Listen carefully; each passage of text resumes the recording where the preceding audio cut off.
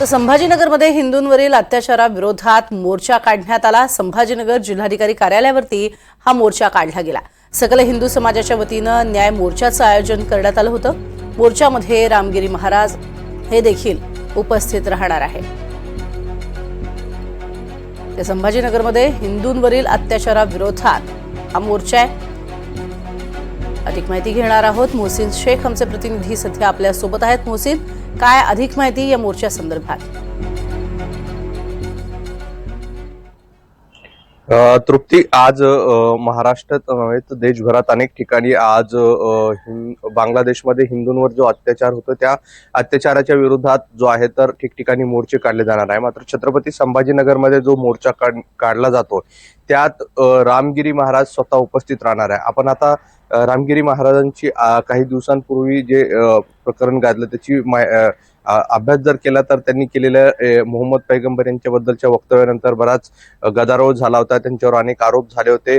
त्या 60 पेक्षा अधिक त्यांच्यावर गुन्हे दाखल करण्यात आले होते आणि वेगवेगळ्या जिल्ह्यांमध्ये मोर्चे देखील काढण्यात आले होते। त्यामुळे आज जो मोर्चा काढला जातोय त्या मोर्चात रामगिरी महाराज उपस्थित असणार असल्यामुळे काही संघटनांनी त्यांना परवानगी देऊनही कायदा सुव्यवस्थेचा प्रश्न निर्माण होऊ शकतो असं निवेदन पोलिसांना दिलेलं आहे।